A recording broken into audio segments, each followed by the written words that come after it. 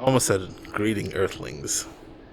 Welcome, guys. Welcome to Off the Map Podcast. I'm Keith McMillan with my co-host Brian Harris, who's really glad that Keith didn't say greeting Earthlings.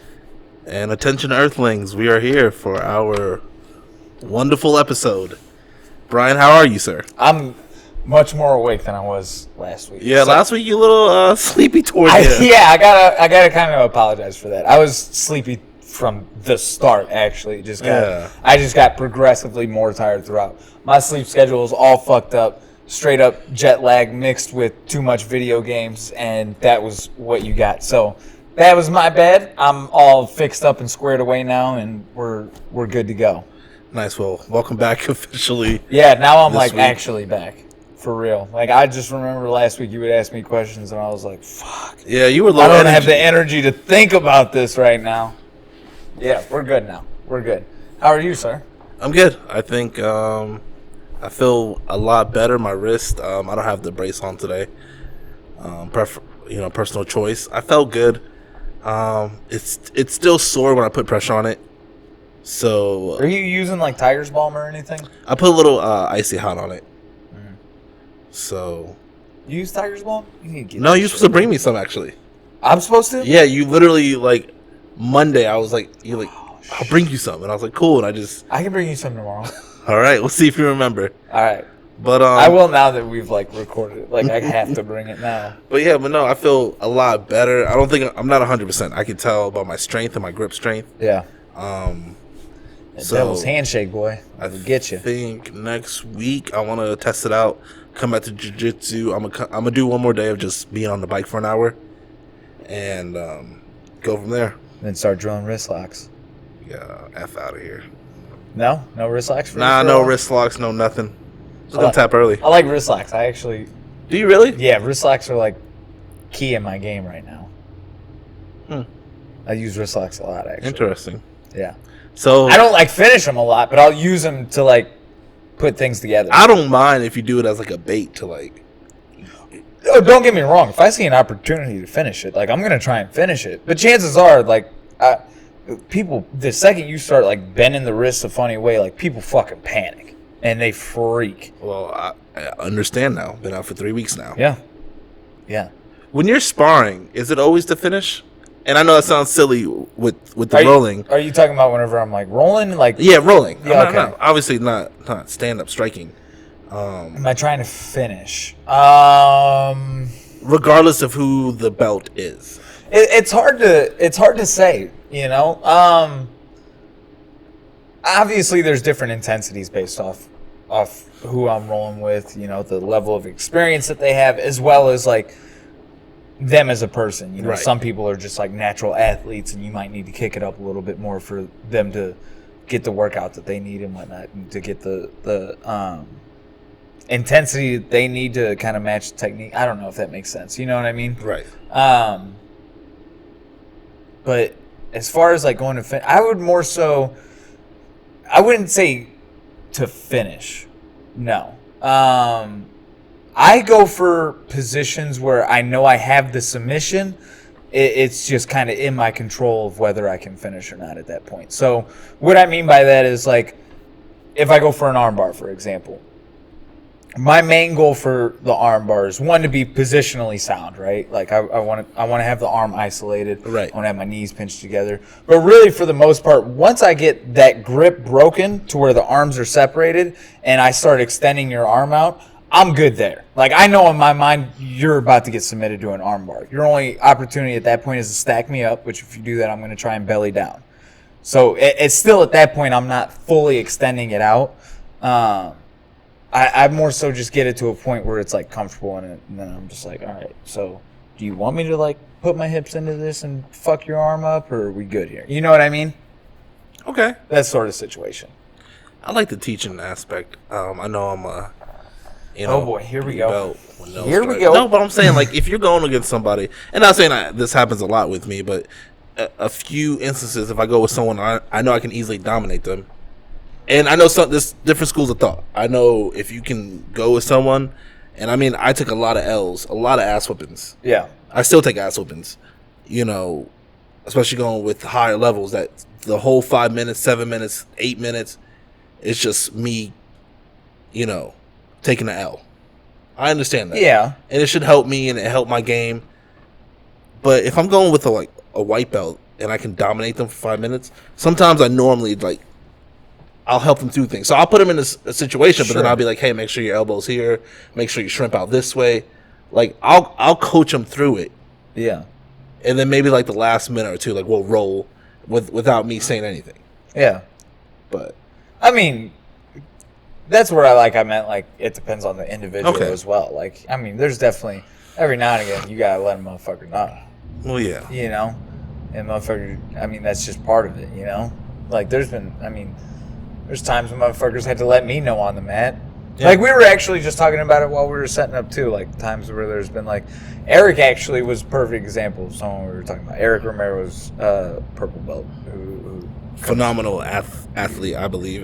That dude maybe phenomenal. That dude can get off the fucking couch and beat like 8 motherfuckers up in a room. Yeah, he's like just regardless of he's just a savage. A naturally talented fighter. Striking and grappling, like everything's fantastic. That dude and can get off the couch and pick it right back up. Be just as good as whenever he left. But like there's been times where like him and I roll and there's like we have really good rolling sessions, but like way back whenever he was training consistently, there were a few times where it was like very frustrating and it was just like from one submission to the next submission to the next submission. I'm just like getting bodied by him, and he's fucking me up, Yeah. But it wasn't like that every time, Is that I feel like that is necessary. I don't know. Oh, definitely throughout your jiu-jitsu journey, and I'm still in the very get fucked up beginning of my journey. It's like, yeah, you got to take an ass whipping.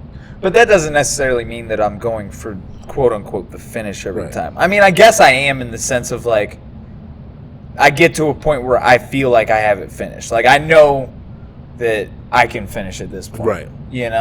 Like you get an arm bar, like I can break your arm if I go any further, but I know with this position I'm dominant.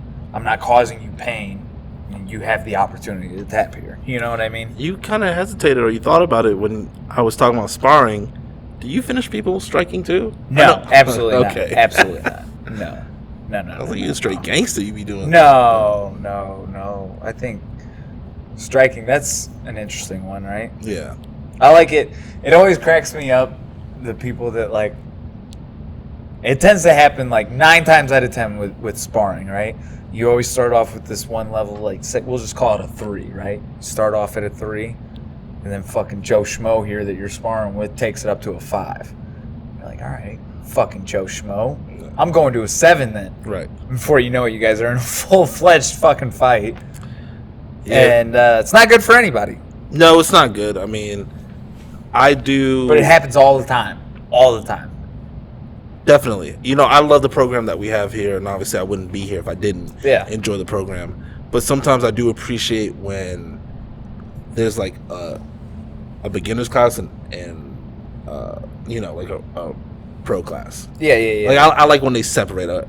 It's a lot in the Gracie system, and we're not the Gracie system, obviously, but I love the system that we have here. But sometimes I appreciate when they separate, because when we have guys that come in, because I think especially a lot of the guys that we get that come in and train, and their first class is the MMA class. Mm-hmm. 9 times out of 10, unless we like just tell them like, do not spar, which you should be telling them, of course. But normally they're like, hey, can I jump in? Can I get in?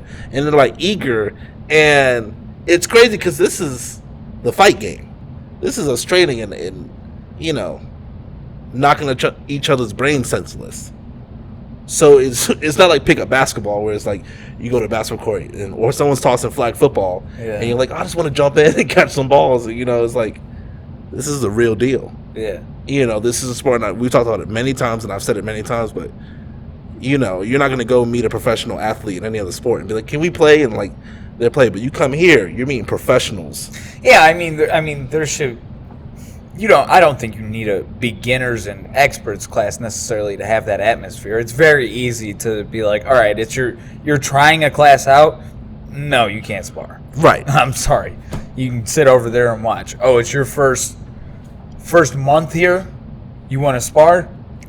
You can spar with that guy, and that guy. Let me go talk to him real quick. Hey, it's his first month. Let's not fucking try and take his head off, okay?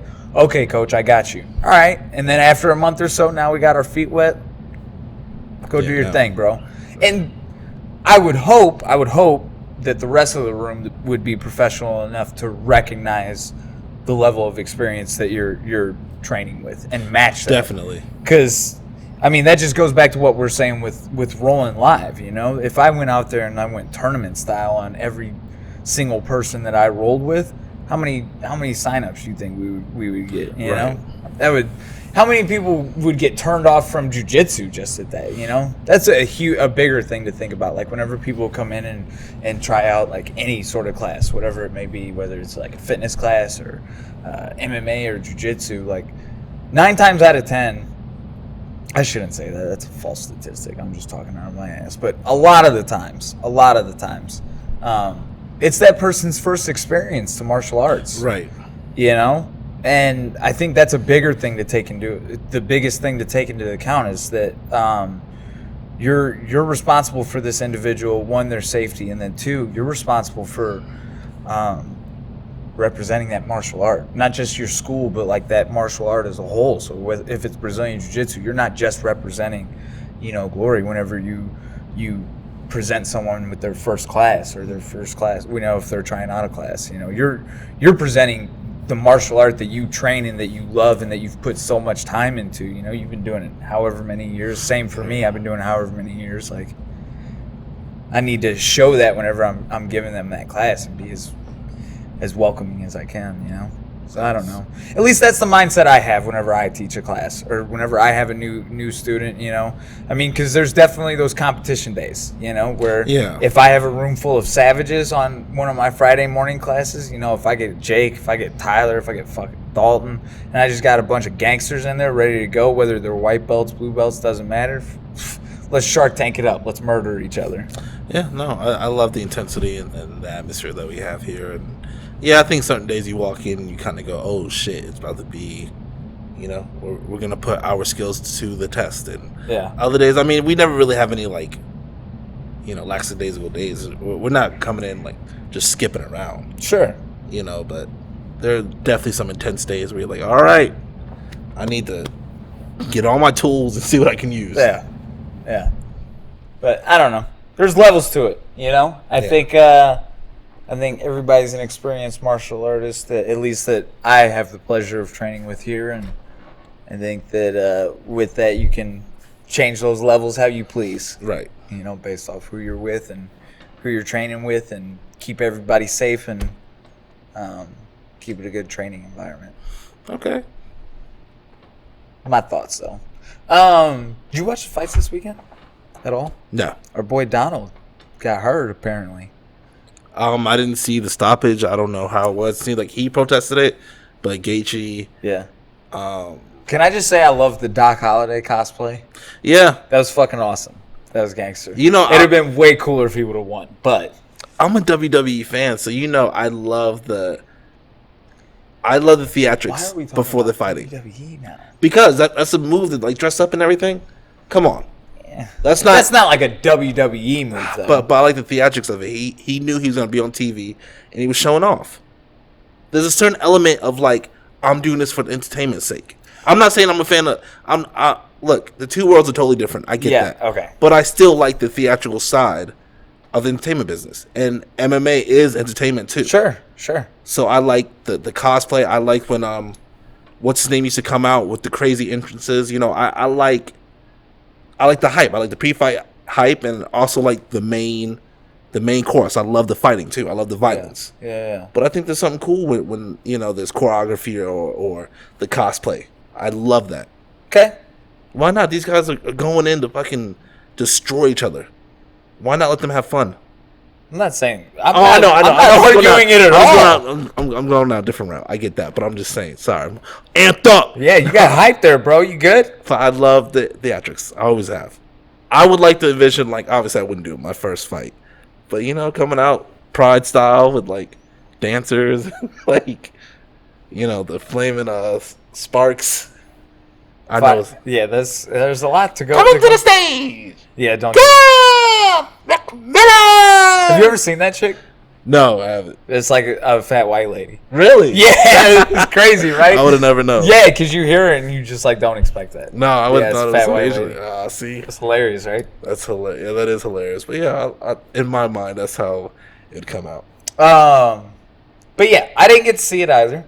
I do like the Doc Holliday cosplay. Don't hurt me. But from my understanding, again, didn't get to see it. But from my understanding, Gaethje ate a lot of shots per usual and fucking clipped fucking Donald Cerrone and then TKO'd him. Gaethje has brain damage. Yeah. Like hardcore. You can't fight that style and Dude, believe like you're it's gonna kind of scary though. Like even whenever you hear him talk. yeah. He's not the most eloquent. That's one way of saying it. Yeah. That's definitely one way of saying it. He sounds punch drunk already. I think a lot of, look, you gotta talk about these. Think about, I mean, Cerrone, he still sounds normal. Yeah. But I mean, a lot of these veterans, that's what happens over the years. And you gotta understand, these guys are coming from the old school. I believe Gaethje's from the old school too. Gaethje, I wouldn't say. What do you consider old school? What do you mean? I mean, from the old gyms where like Dan You're Henderson. talking like pre-Reebok. Yes. Okay. Yeah. What's his record? He's at least been fighting for 10 years. Maybe, I don't know. He wrestled and then he started fighting, But that style, that brawler style of that dude just eats shots. That's what He I'm just saying, though. eats punches all day but long. he's not going to be the most intelligent fighter. He's going to go out there and swing and he's just, it's almost like Chris Lieben style of like, you know, you can give him 20 and he'll give you 3 and he'll probably put you away with those 3. I know. It just scares me. I feel like it should be talked about more than it is. I mean, the next 20, 30 years, I'm sure there's going to be plenty of studies on MMA fighters, from Liddell to Gaethje to all the fighters that will be in their 50s and 60s, and we'll see how they act. I feel like Gaethje's like in your face though. You know what I mean? Yeah. Like he's like talking to you like I watch his interviews and I'm like, is he okay? Okay. What do we need to do? But he's winning. We need to do something. Everyone loves a winner. That's tough. Doesn't matter. Right? Yeah. No one's worried about his health. It's like, oh, he's winning. I am. I'm worried about the guy's health. Okay. Well, write him. Tag him on Instagram. Let him know. I care about you, man. I'll slide in the DM. I mean, but look at Cerrone, though. Cerrone's getting put away a lot more now. Yeah, but Cerrone's not in your face like Gaethje is. You know, if they did that with every fighter, obviously we wouldn't have the Diaz brothers. That's true. Have, you know, so many fighters that can, and this is all they know, man. That's true. This They is can't something break it like down like that. This is all they know. I mean, some other can go off and be analysts and coaches and all that, but guys like him, you know, this is it. Yeah, it's just tough for me. I don't know. It's tough for me because his style. I just know like, dude's That do or die. fucking himself up right now. You know I think Conor beats him. who? Gaethje? Yeah, Yeah, for sure. I think Conor picks him apart. I think I agree with that. You You know what's crazy is we have not seen Gaethje's wrestling at all. Gaethje's a good wrestler. yeah, He hasn't wrestled anybody. knocking motherfuckers out though. You don't want to wrestle. You Fantastic. fall in love with wrestler. those strikes. Yeah, I We suppose see that happen to a lot of fighters. Remember when Damian Maia was trying to strike? he wasn't a bad striker. He wasn't a good striker. He wasn't a UFC level striker. No, but his striking did eventually get better and better. But Yeah, but he wasted so many fights trying to strike when he could have just went out. oh yeah, like that. took him Yeah, down, he should have choked him never out. done that. Yeah, once he yeah. You see, they released BJ Penn. That needed to happen years ago. Yeah, but I mean, they finally, you know, What did they do it for this time? Like there was another video that came out of him getting in a street fight. Him getting knocked out. Oh, he got knocked out? You didn't see the video of him getting knocked out? No. Who did he get knocked out by? Just some random? Some fucking random fat guy. Was it like a bouncer? No, it was like his buddy. Why did he knock him out? because I guess he broke up a fight earlier, and I forgot the exact details. Huh. But DJ Penn got slept. Wow. I didn't know that there was a video of that. Yeah, it's sad. It's really sad. He was my favorite fighter whenever I started watching MMA. Like He's a prodigy. Yeah, he was my favorite, for sure. Like him and Joe Lozon. Now it's Joe Lozon and Michael Chiesa. All right, BJ. Yeah, man. I think it needs to be happened. Seeing him get knocked out, which is crazy because he's never been knocked out in an actual MMA fight. Yeah, seeing him get knocked out was like, oh, and he's drunk and like, what is going on? And Chael Sonnen said it best, so I'm not going to regurgitate anything Chael said. I would love to hear what he said, though. But I mean, it's like you need to get better friends. If your friends you're going out with to drink are allowing you to get in street fights and get knocked out, yeah, you need better friends. You need to surround yourself with better people. I've always heard though that he's like kind of a douchebag in his regular life. Well, hey, he's getting what he deserves now. That karma's coming full circle. If that's the truth, yeah, he's coming full circle. He's not the BJ Penn of 15 years ago. You know, was he ever that BJ Penn though? That's the thing. He might have been a big piece of shit then. It's just shit kind of happens. What do you think that comes from? The fame?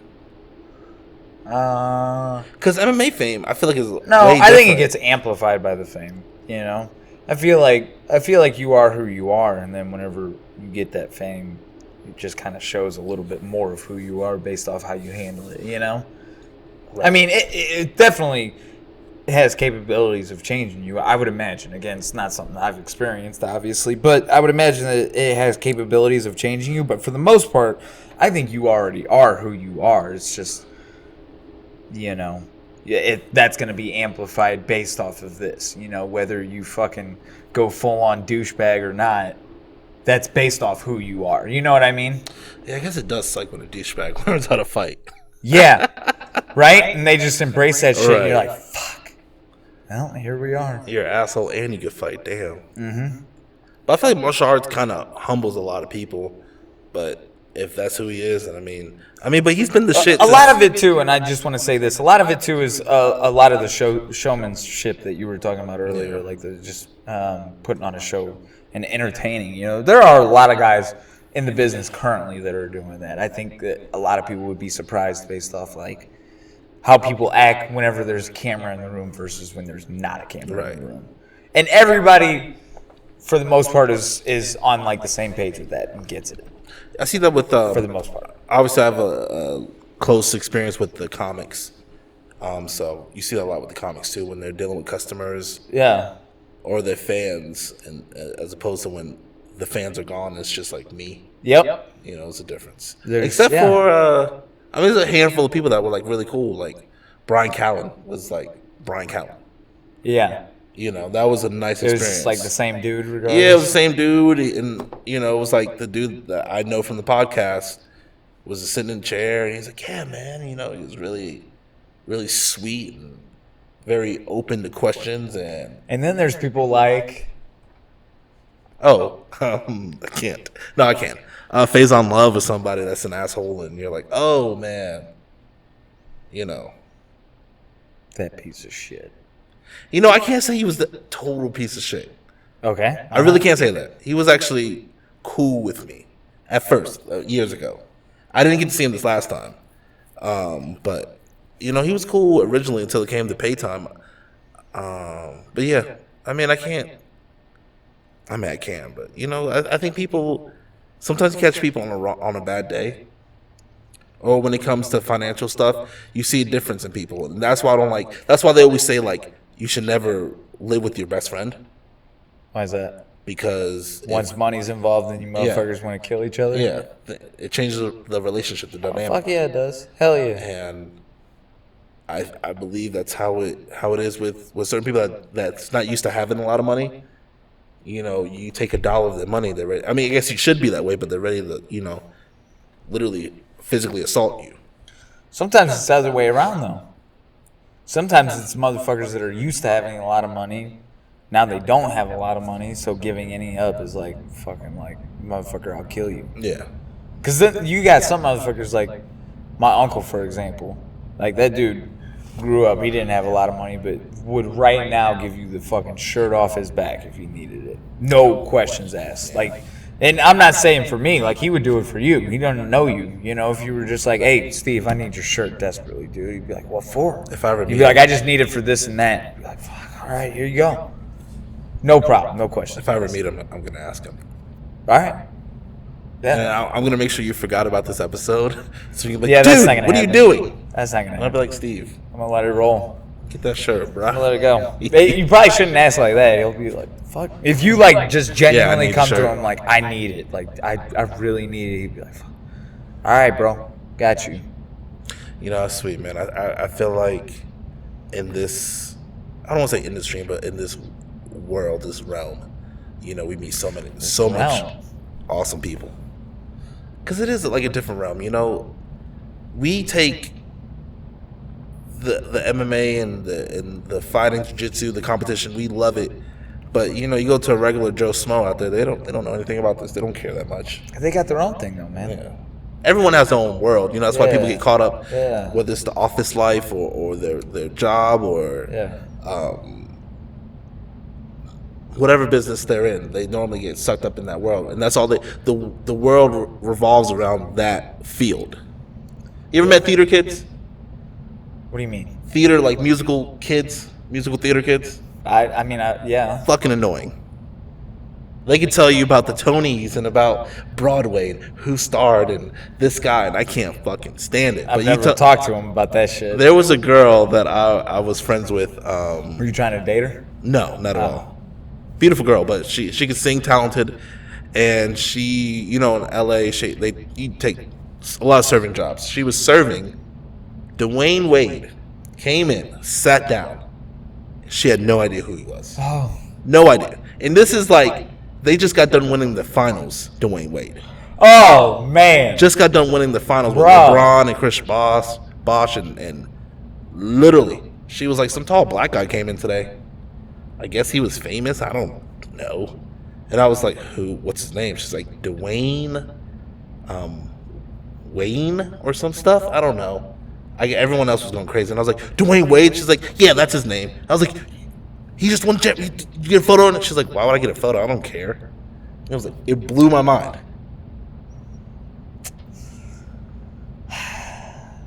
So yeah, it's like a different realm. You know, it's crazy. Like, but if she sees Leah Michelle walking the door, she'd go crazy. Don't know She who wouldn't that even is. be. She was in. I don't know actually what she was in, but I think she was in Glee, and There it is. she was one of the main characters. She'd probably think I'm a fucking idiot for not knowing who that is. Yeah. It's funny when celebrities like you don't know who they are. They get like, you don't know me. Oh really? Is it like that? Not always, but it's happened a couple times. I've never seen it like that. I don't know.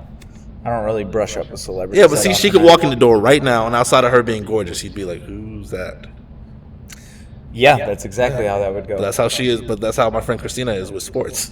You know, I actually, he might kill me for saying this too. I didn't realize who Zach was the first time I met him. Okay. Had no idea who he was. I met him, and whenever after I got done talking to him, I was like, I fucking know that guy from somewhere. I've seen that guy before. Because I watched that season of The Ultimate Fighter. Like, Yeah. I was like heavy into watching The Ultimate Fighter, and that's where I knew Zach from. But I was just remember like, it bothered me for like a day or two, and then I finally figured it out. I was like, I fucking know that guy for sure.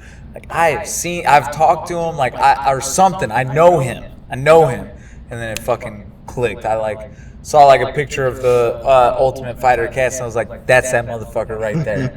That's him right there. Figured it out. But yeah, at first I had no idea. Yeah. No idea. He gave me his card, and it said UFC fighter, and I was like, "Holy shit!" Did it say that on the card? It did. I swear to you. And Zach, if I'm making it up, I will correct myself next week. But I'm pretty sure it said like gym owner, Gloria owner, and then UFC fighter. I swear to God. I hope it says that. I'm gonna check his cards before we leave. I could- don't think the new cards say that though. I don't No, think the new ones- cards though. I could be making that up, but I'm pretty sure the old card at the old gym UFC said fighter. UFC fighter. And then I was like, "Holy shit!" And I was like, such like, Bro, if I was in the UFC, I'd put it on a card for sure. yeah, why not? Yeah. But yeah, and I like fanboyed out. And I was like, "He's in the UFC," and I was like, "I gotta sign up." Because if you want the best training, why not get it from the top tier? The UFs? The top tier. You train UFC, bro? Bro, I was proud to say that. And then my fat ass came in the gym. That kind of seems like it's been getting better. Yeah, man. I'm trying. Yeah? Yeah. You're gonna if I will achieve my goal of getting down at least to like 205, but you're gonna hate the smaller version of me. Why? You gonna be? Oh, are you? Oh yeah. If I get some cardio, if I get some like legit cardio, I'll pull guard. oh man. Don't man, I'll break it. Smash card. Literally, all I need to do is a wrist lock. Bro, I'm taping everything up. You can tape it all Oh up. my god. You can tape it all up. It sucks being injured. Watching so I've been on the bike for the past 3 weeks. I'm on the bike and watching everyone have fun and spar, man. I miss it a lot. I'm learning a lot, and I think I talked about it the last podcast episode. So I'm not gonna rehash it, but watching people, man, being like, I miss it. I hate sitting on the sidelines. Yeah, it's not fun. No, man. It's not fun. I got my little toe. I got a little boo boo right now. But Yeah, seeing all taped up. it's fine. It's just jammed. I jammed it like 2 months ago, and it's just been fucked up ever since. I got the itis, Yeah, being a little bitch-itis. I hear you, man. That's all that is. So yeah, man. Upcoming fights. You know who we got, right? This weekend Yeah. or next weekend is it? I think it's this weekend. Yeah, this weekend. No, I don't. Karate Hottie and Joanna, I dog. think that's October 12th, brother. What? Yeah, I'm sorry. They posted that this weekend. Yeah, I'm pretty sure it's October 12th. I you could sure? be wrong. I'm pretty sure it is. Double Because check. Pull it up. It's the UFC Tampa card. Keep talking. Pull it up. Well, anyways, Karate Hottie posted about it today. She's like fucking dead on weight. She's 10 pounds off. Yeah, she's 127. Yeah, that's exactly what she was. Pull it up. I want to double check that. I love the Karate Hottie. I feel like that's weird for her to be like 10 pounds away a month out. I could be wrong. But I'm excited to see her fight. And I mean, that's a tough fucking matchup for her. Because I thought it was weird too. So October, whatever you said, wouldn't be too far off. UFC 243. Is that what it is? It might be a fight night. I think it is. Yeah, they're headlining. So fight night, yeah. No, you might be right. When is it? At least it's not this fucking card, preliminary card. It's on the prelims. No. Just Google fucking Michelle Watterson, Joanna. Why are you going through every UFC card? It's October 12th. It is October 12th? Let me Yeah. see. Wow. Look at that. What do we have this weekend? This weekend you have. I'm sorry. There we go. There we go. I don't know any of these. Gunnar Nelson and Thiago Alves. Gunnar Nelson and Thiago Alves are fighting. It's a UFC fight night. The main card I believe is the black guy that got. I'm sorry, I can't say his name, or else I would. But he was booed in Brazil. Jared Cannonier? Cannonier or something. I don't know. But he was the last guy that beat Anderson Silva, and they booed the hell out of him in Brazil. Is that the dude that beat him like in Pride with, what was it, a heel hook? No. No. This is the dude that Anderson, his last fight in Brazil, re-injured his leg. Oh, Yeah, okay. and You're they talking about it in the UFC. booed You're him. talking about recent before he Yeah. got on his losing. Yeah. I I thought you meant like before he got on his losing streak. Yeah, Interesting. Why would they boo him? because they just beat the hero, Anderson Silva. Yeah, but I mean, it was like an injury. I mean, I don't know. It kind of fucked me up. So I was thinking about going to Brazil for James's fight, actually. Really? Yeah. And I don't know if I want to. Why? Brazil's kind of scary, dude. You're American. Go over there and just flex. On That's them. exactly why I'm fucking scared. What do you mean you're I'm American? joking. Please, anyone, don't take me serious. I was being an idiot right there. But no, I was thinking about hitting up Dan and seeing if I could stay with him. Yeah, Jared can there. God, I want to play this for you, but I don't want to do it on the podcast. But fuck it. Sorry, What is guys. it? What is it? Oh, you got me on a fucking Modelo ad. Guys, drink Modelo. Their official sponsor, KCFA. Who's a sponsor beer. Of Off the Mat Podcast? Zions. Drink Zions and tag them in this immediately. Modelo, if you want to sponsor us. Let's see. So they boo the shit out of him? Yeah. Oh, they are booing. So his fallen counterpart, Anderson Silva. Listen. Congratulations on the biggest win of your career here tonight. I know you expected a feeling out process early. They're pissed. You attacked that late leg of his, and you were able to get him out of there. Your thoughts on the fight? They got to translate? Is he Brazilian? No. They're translating for the crowd. Oh, this is where he like walks off. I remember this. Yeah. Yeah, but basically, if you guys should hear it in the mic, they booed I remember him. That. That's right. They booed him, and he was like, "If Brazil doesn't have respect for me, I don't got respect for them," and walked off. And he still like gave a respect to Anderson Silva, but it was crazy. You could tell he's like genuinely hurt. Yeah, that's tough. Yeah, so. I mean, fuck, man. You gotta have respect for everybody. Yeah. I don't know. But yeah, the next fight card, there's nobody on it outside of Gunnar Nelson, Thiago Alves that I really know. Yeah. And then after that, you have Whitaker versus Adesanya. Who do you have? I think I got Adesanya. Really? Yep. I don't want to go against him, so I'll disagree. I think he's the guy. I don't want to go against him, or else I'd be like,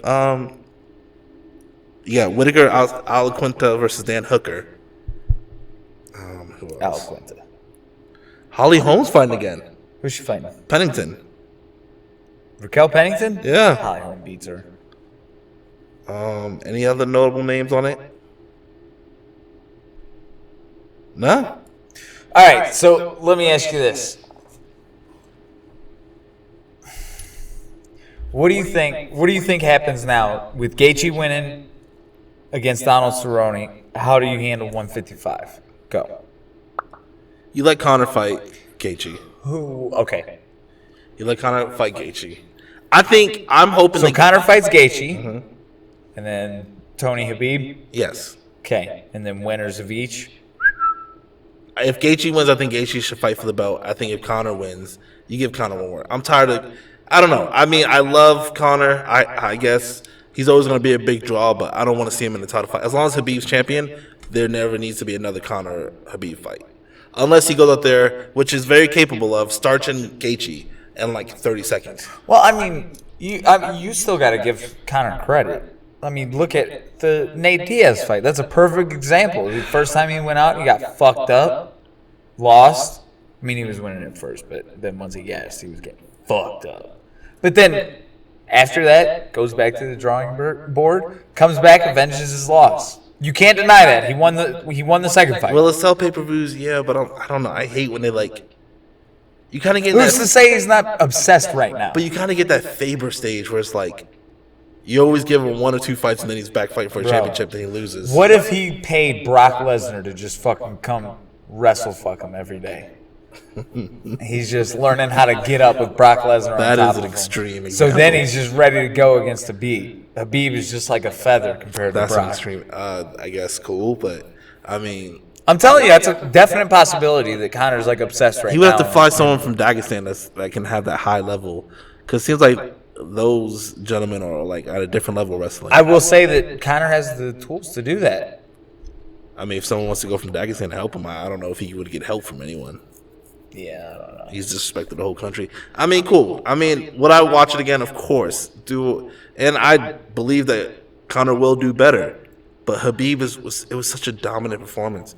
I mean, it's a lot closer when you watch it the second time. You're kind of like, oh, okay, he had his moments.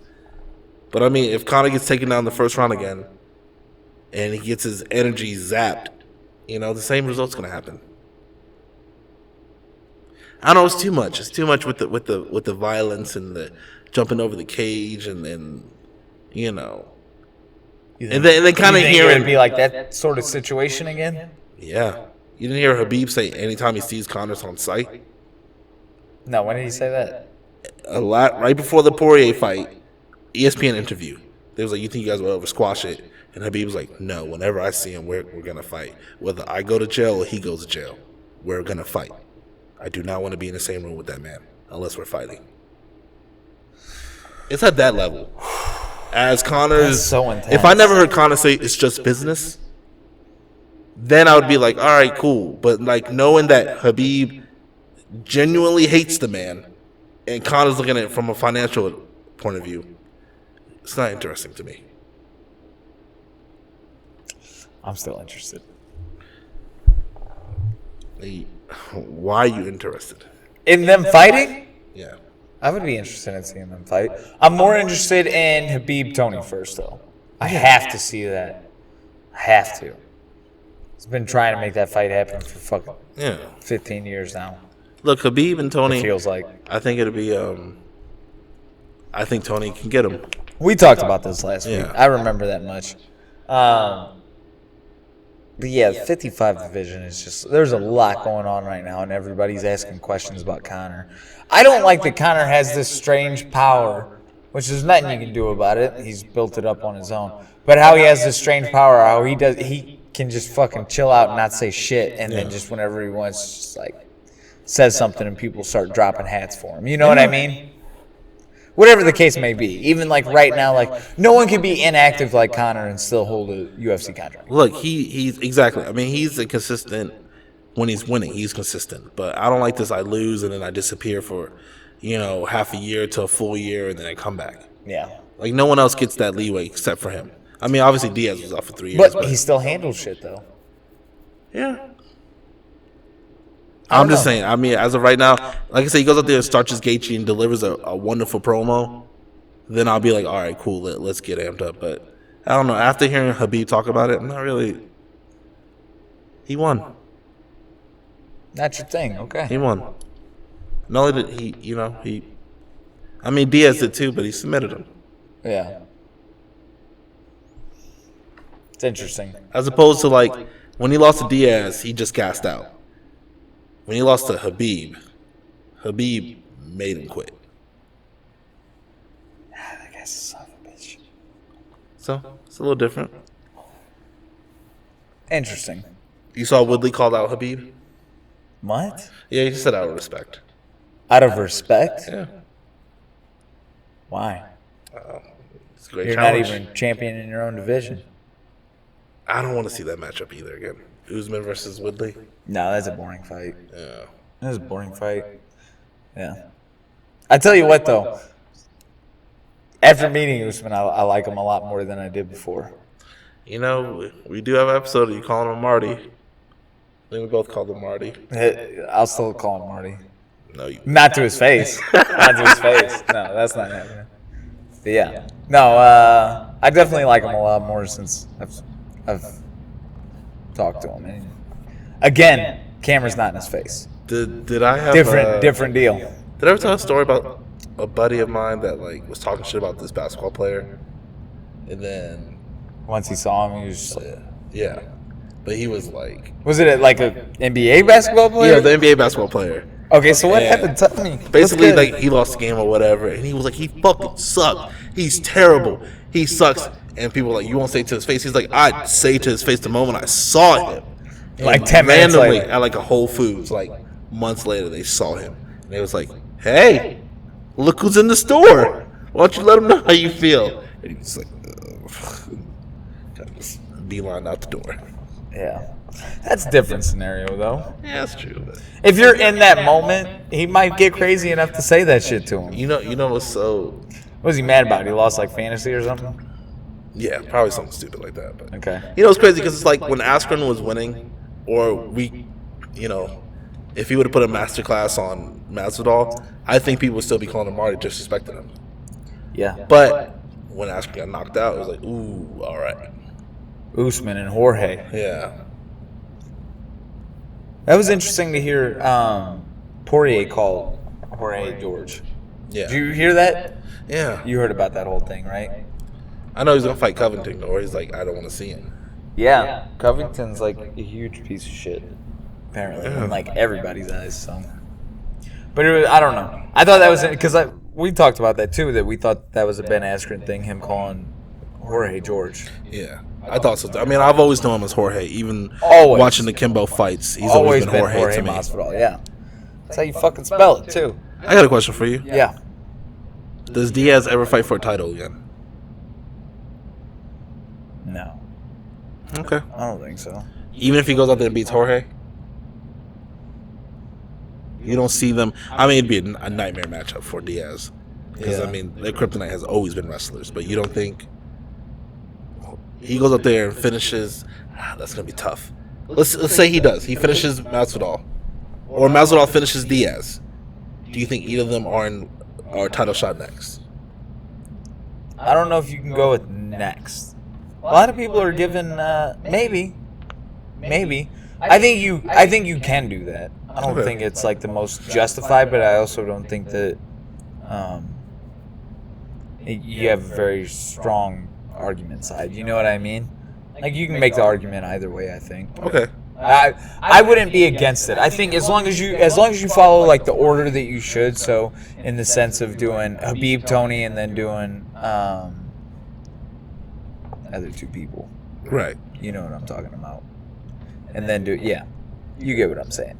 Habib, Tony, and then doing fucking Gaethje and Conor, and then winner of that gets title fight.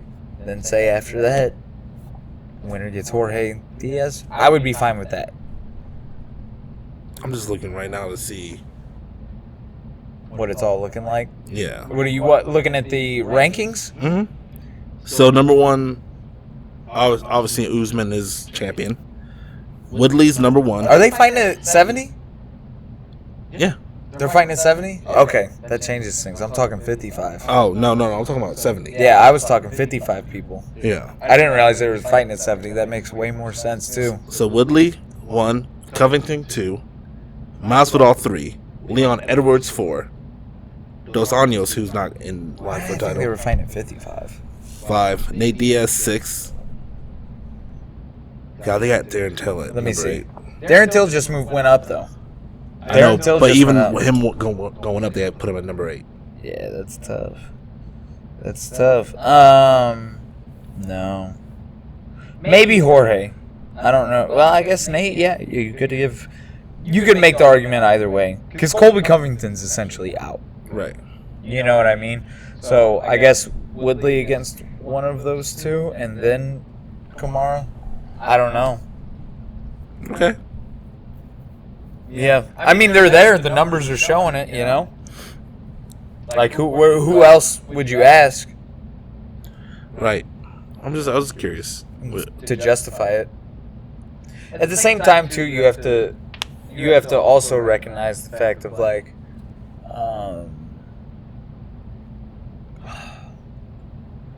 Ben Askren's ranking is very shaky. Mhm. You know, so whenever Jorge Masvidal beat Ben Askren, one, he jumped up in the rankings a lot because of that. Right. But at the same time, Ben Askren's ranking was already shaky. You know what I mean? Right. So he came in and they put him at like 3 or 2 or something like that. Like pretty much at the very top of the rankings, right off top, you know? And then he beats Robbie Lawler, which is a questionable finish by a lot of people. Robbie Lawler just got announced for another fight too. Who's he fighting? Santiago. Oh, yeah. Yep, I saw that too. Yeah. What was I saying? You talking about Ben Askren? Yeah, it's shaky. So Jorge Masvidal like knocking out Ben Askren like that, and then just fucking getting hyped up in the rankings. You know, Darren Till. I wonder where Darren Till was exactly before Jorge Masvidal beat him. Right. He's got to be what? Probably was up there. He's probably like 4. I 4 would or say 5. something like that. At least I would say like 4 or 5 because that was his first fight after his title loss, right? Yeah. Or he was going for the title and lost. So yeah. So I think a lot of that, like that Ben Askren hype, is what hyped Jorge. Kind of just it went from Askren to Jorge whenever that happened in Well, terms definitely. like. I mean, that was So on like. that's what I'm saying though. We got like this weird thing going on with the rankings because it's like, was Ben Askren's ranking true? Was he really ranked the second out of the entire 170 division? I mean, he was undefeated though before then. Yeah, but he's also in a different league now. Yeah. He's also in the UFC now. I mean, that's a good question though. I mean, Do you really believe all the best fighters are in the UFC? I wouldn't say that necessarily. I wouldn't say that. But also at the same time, like just bringing in a fighter and just giving them a ranking like that, it's dangerous, at least for you as far as the rankings go, because then things can get sloppy. This is a situation where it can get sloppy, in my opinion, if you ask me. You know, because you gave him a ranking that you felt was just, but isn't proven, at least at this level. It's not proven at the UFC level. And we get the first fight, which very questionable, you know? Right. Okay. So it kind of, I don't know. It raises a lot of questions, I would say, with Jorge Masvidal specifically. Nate Diaz, I'm not opposed to his ranking at all. Yeah, number 6. I mean, it's crazy because, in the past when Diaz... We've seen what he can do at 70. He still works great at 70. Yeah, but remember, he got flung around. Hey, Rory had to handle business. Rory that can happen. I mean, he's also grown a lot as a fighter since then as well. No, definitely. And Diaz put on... That's one thing, like time is one of the best things for your MMA game, right? You know? You learn so much stuff over time as long as you just apply it over and over. Like, the experience is one of the best things you can have going into a fight. Yeah, but that's the crazy thing now, because that's the big debate, is like when you have these kids that come in early and they've been getting full MMA training, like someone like Rory McDonald, who all he has is MMA training. Yeah. That's when you see a lot more, though, these athletes retire younger. Yeah. Because remember, before his last fight, there was talks of Rory being like, I'm done. Wait, what? Yeah? You never heard about that? No, what do you mean? Was it before Gegard? His last fight, who did he go to war with? He went to war with somebody. He went to war with Gegard Mousasi, I know that. Was that it? And then he was talking about retiring. He was like, oh, really? Yeah. I didn't know he was talking about retiring. Yeah. Interesting. I wonder how much Bellator's paying. Hmm. They were definitely paying more than the UFC for him to go over there. Top dollar. Yeah. I don't know. But yeah, him getting ragdolled, that's one of my favorite fights. I love that fight. Really? Yeah. Because I was a huge Rory McDonald fan. Like, once Rory came onto the scene, I was like, that's the fucking guy. I was like, Rory's the fucking man. And then he ragdolled Nate, and I was like, that's it. Yes, let's go. But the Red King. Yeah. That wasn't his name then. What was it? It was Ares. That's right, the God of War. God of War. That's right. Yep. He was Ares before he was the Red King. I don't know what the fuck the Red King is. All the blood and stuff.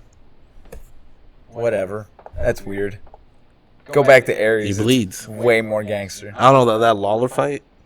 That was a dope fight. Yeah. But you wouldn't call yourself the Red King because of that. It's wild. Yeah. I don't know. But you know what I mean, though, as far as the Jorge Masvidal ranking? It's a strange ranking. Yeah. And it's because of all the Ben Askren situation. And yeah. I hear you. So, I don't know. I don't know about him. Diaz, I feel like, is a different story. Maybe give him one more fight. Someone in the top 3. They're going to get paid, man.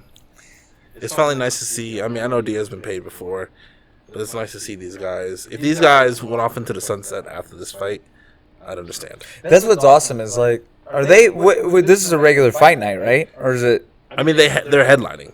I know they're headlining, but I would imagine that it's a fight night, right? Or is it a pay-per-view? It might be a pay-per-view. If it's a pay-per-view, I'd still buy it. I don't give a fuck if there's a title. I want to see those two fight. Because they know it's going to sell, and I think... that's fine. And they're making the belt for it. Are they really making a belt for it? Yeah. Dana White said he's really making a belt. A one-time only. That's what happens when the WWE takes over. I'm in. That's what happens when the WWE takes over. Way to sell it, Diaz. Way to sell it, Nate. That's the thing, though, is they don't need to do the belt. Like, you can have that fight headline. You don't have to do, it sells more. Yeah. Well, I mean, that's kind of the pay-per-view model, though, is that every time you get a pay-per-view. Yeah, it's got to be a belt. It has to be for a belt. So this is a way to get around it. To an extent. What, you create a belt? Yeah. That's fucking whack. One time only? Yeah. All right, let's start creating more weight classes. Yeah. I need it. Yeah. I mean, if we're just creating shit, we might as well, right? Why not? What's the argument for not doing that? I agree. Let's get Dana on the podcast and we'll talk to him. All right. Shoot him a text. Yeah. You know what I'm saying, though? Like, why are we wasting time making fake belts that aren't real? It's not a real thing. It's real to them. In what sense? That they're about to get fucking a belt that says BMS strapped around their waist. All right. So then their next L is that the BMS champ? No, Why not? because they probably won't fight for the belt no more. That's what I'm saying. Like, what are we doing? What are we doing? That's exactly it's a what fun I'm. experience. It's exactly what I'm asking. What are we It's a doing? way to sell tickets. It's a way to sell. That's what I'm saying, though. That's all it is. It's like so. Like for me, like the other viewer, I'm just like, what are we doing? If we're gonna do this, let's add weight classes. This is the genius of Nate Diaz, though, because now they're gonna headline, get paid, finally make the money that they deserve, and they sell off into the sunset. No one else is that smart. Nobody's sailing off into the sunset with the money that they're gonna make this fight. Let's be real with that. How much do you think they're gonna get paid? I don't think they're gonna get paid enough to where they can just roll off into the sunset. They're getting. I bet you they'll make over $1 million. And you think that's enough for them to roll off into the sunset? Why not? You think they handle that money like that? Yeah. No. Yes. You fucking kidding me? With Nate going into the CBD business, his schools in California, and whatever business ventures he has. That's different. That's different. You're talking about all kinds of other stuff. I'm talking about the money that they make from this fight. That's not money that you can just like live the lifestyle that they live and just go off doing whatever. $1 million? Yeah. Yeah. $1 million? Bro, look at fucking all the UFC fighters from back in the day. Chuck Liddell. They probably made up to $1 million. They never made $1 million in one fight. Back in the day? Maybe. They were getting paid like $300,000. Yeah, but how much do you think Nate and Jorge have made up to this point? Nate a lot more because of Conor. Definitely Nate a lot more because of Conor, Yeah. but still, how much do you think they made? You think they made more than Chuck? Yes. How much more? Nate, obviously $1 million. Because I've seen Chuck Liddell on commercials. They ain't paid. Commercials paid like $50,000. Chuck's made way more than both of those guys. No way. Not more than Nate Diaz, no. Okay. All right. Not more We'll than check that. it out later. Yeah, we'll check it out. We'll touch base on this later. Jorge Masvidal, maybe not as much. I think Jorge Masvidal made $300 his last fight, $300,000 his last fight maybe. I don't think as of recent, but I'm saying over the course of his entire career, Chuck Liddell has made more money than Nate Diaz. No. All right. No. When was the last time he headlined a fight? And when he did Tito headline, Ortiz, bro. Yeah.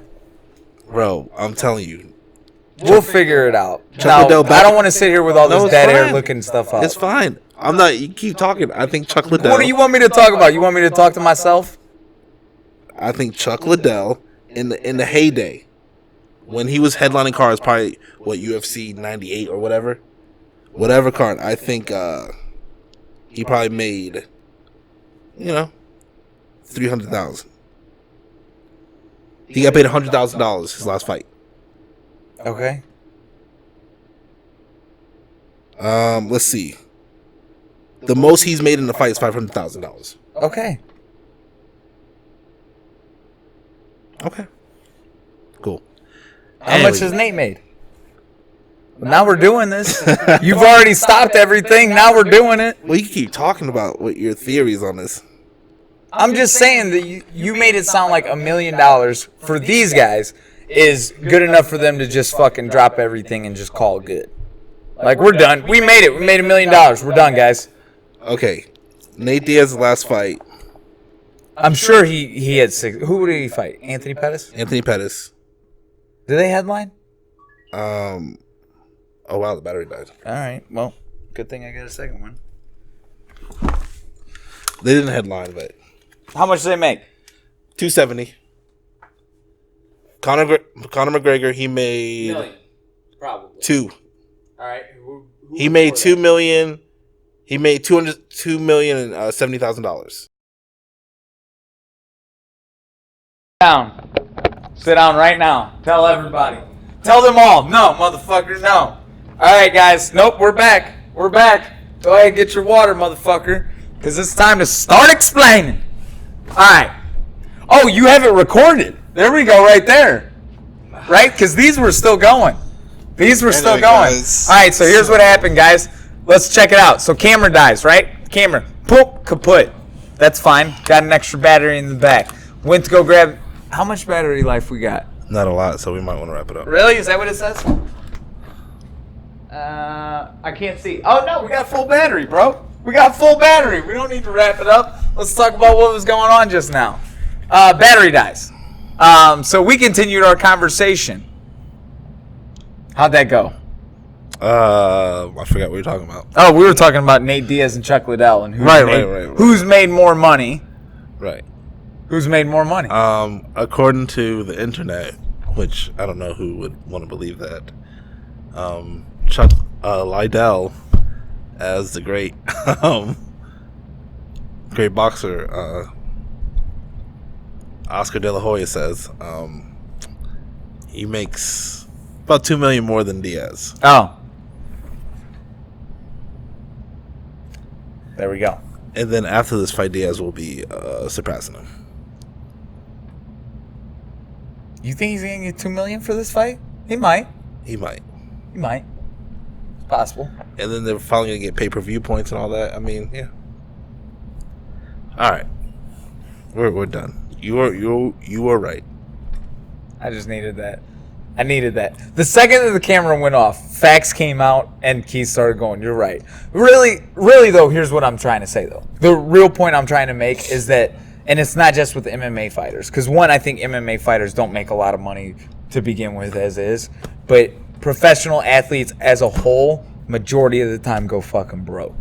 You know, unless they're doing the right things with their money as they're going through, which ultimately we don't know what he's doing. You know, he's coming out with the CBD oil company saying, I mean, we think that he's invested in that. Has he said that he's invested in that? Is that how that's working? I don't know. Yeah. Ultimately, he could just got a sponsorship, like, here's $1,000 and a t-shirt, wear that, you know? Right. You know, and it could be whatever. So, I don't know. I feel athletes scare me with their money sometimes. Right. So as long as they're doing the right thing with it, then we'll see. I don't think $1 million, though, is a lot for them to just like ride off in the sunset. I think you can do a lot with $1 million, though, to set yourself up to ride off in the sunset. It's just what we see with professional athletes. Most of the time they don't. I just don't think I don't think the Diaz brothers are idiots. I really don't think.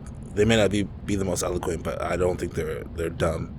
And I think they have their schools and everything. And I don't know how much schools are making or anything, but I think they actually have some investments. I would like to believe so. I could be totally wrong. They could be smoking their shit away. Could be. But no, I mean, from outside looking in, it looks like they got their hands in a couple different pots. So hopefully they're doing the right things with it. But I know, from what we've seen, it's easy to not do the right things with that. You know, Right. You see athletes going broke all the time. All right. Ultimately, I was right. We'll just go with that, though. Right. All right, dog. You gotta get home to see those babies. Yeah, I gotta go. They're almost crawling now. So I'm not almost crawling. They are crawling. They're almost walking. Let's say, now. fucking really paralyzed. Yeah, they're almost walking now. So it's a little tougher on me. How do you like that? I don't. Are you excited to see them walk, though? You don't want to see them walk? Not yet, man. Just because they're My growing babies, up? man. They're so. Wait till you see them, man. They're big, and they're babbling a lot more, and it's just. Wait till they start talking back. I know. It's going to be the shit. When they learn no, hell yeah. Yeah, so. That's going to be good. But yeah, I got to get home to the babies and spend some time with them, and I need to create some time for myself. I haven't had a lot of time for myself, so I need to create at least a 2-hour window, I believe, to like get some sanity. This consistent like. What would you do in that 2 hours? Fucking meditate? Become a monk? I wish. I think I need to. I'm gonna download one of those apps to meditate. Meditation app? Mm-hmm. I didn't know that was a thing. Yeah, it is popular. Was it just like play like some soothing music and then like dings whenever it's done? I used to do the Headspace one. I never paid for it, but it was free for a second. Where Was it like talk? Yeah, it's like this gentle British guy, gentle voice, and he kind of walks you through it. Like, close your eyes, take a deep breath. All right, visualize this, kind of get rid of this negative thought. Take a moment, and yeah, I used to go. Like, all right, take your pants off. You're like, what? Hey, if it helps, it helps. Oh boy, didn't know that was a thing. Interesting. Yeah, you should try it, man. Meditating or that meditating app? No, meditating. Yeah. I wouldn't call it meditating, but I mean, there's times where I would I don't know, forms of meditation. Right. It's not like meditating. It's not like I fucking dedicate time to meditating where I'm like, all right, let me put all my shit, block everything out. You know what I mean? Right. Not necessarily like that, but I don't know. You get into deep thoughts sometimes. Yeah, I guess so. But I need to. It's about clearing my mind and just kind of being okay in the present moment. I feel like the past 2 weeks I've been so stressed out about moving and my job and money and and I haven't taken any moment just to appreciate the moment I'm in. So I think it's time for me to really sit in a dark room and just kind of go to a good spot and really appreciate my Sound life. like you're about to sacrifice a chicken. Whatever works. Perform a seance. All right, well. You always got to go dark. I mean, you said you wanted to sit in a dark room and summon the devil, so... I don't think I mean meditate. And if he comes up with a contract, then okay, there we are. Next thing you know, I'm rich and riding off into the sunset with $1 million with Nate Diaz and Jorge Masvidal. I'll be riding into the hell, but same thing. There's a sunset, I'm sure. in hell. Yeah, it was the last one. Either way, we need to get the fuck out of here. We're rambling now. You need to get to the babies. I need to get home to my video game. So, you want to exit with anything? You know what I'm exiting with. You gonna hit you? You want me to go? All right. Love, peace, chicken grease, guys. We're out. Bye. There it is. See? I knew what we needed.